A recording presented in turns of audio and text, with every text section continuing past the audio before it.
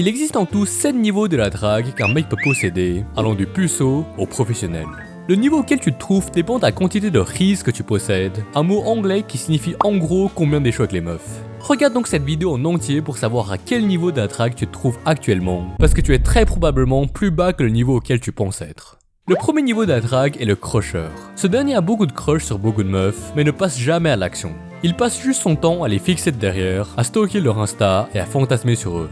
Le deuxième niveau est le forceur. C'est le gars macho qui se sent un peu trop bien dans ses interactions avec le sexe opposé, sans savoir qu'elles essaient juste de l'éviter plus que tout. C'est le type de gars quand une fille lui dit « Ah zut, désolé, j'ai un copain. » Réponds, ce n'est pas vraiment à cette position que je postule.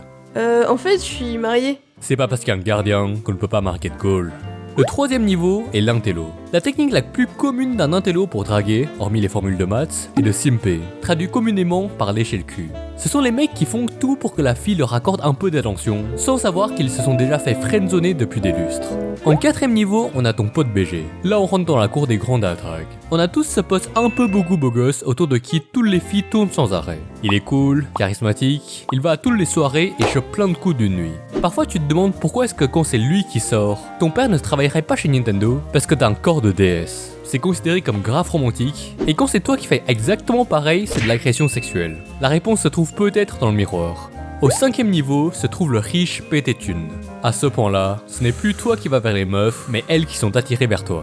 Mais le problème de ces gars aisés, c'est qu'ils ont du mal à savoir si les filles sont attirées par eux pour leur personnalité ou leur argent. Je connais un gars qui a une fois eu sa carte de crédit qui a été volée, mais ne l'a pas reportée à la police, parce que le voleur dépensait moins que sa copine. Au sixième niveau se trouve fidèlement le daron.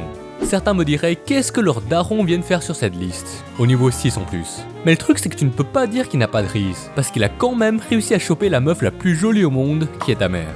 D'ailleurs, si jamais des parents sont comme les miens et te demandent H24 pourquoi t'as toujours pas trouvé de copine, voici la technique pour les contrer. Pourquoi t'as toujours pas de copine, Jason? C'est entièrement à cause de toi que j'ai toujours pas de copine. C'est quoi exactement le rapport entre le fait que t'as pas de copine et moi? Exactement. C'est quoi le rapport entre le fait que j'ai pas de copine et toi, hein? Le niveau ultime de la drague est composé des dragueurs professionnels. Les magiciens, les coachs en séduction, ou encore comment pourrais-je les oublier, les tiktokers. Il existe 3 types de femmes, la brebis, la chienne et la louve. Ces gars-là ont fait de la drague une carrière tellement qu'ils sont chauds, même si je pense qu'il faut plus de capacité à supporter la gênance que de capacité de drague pour en arriver là.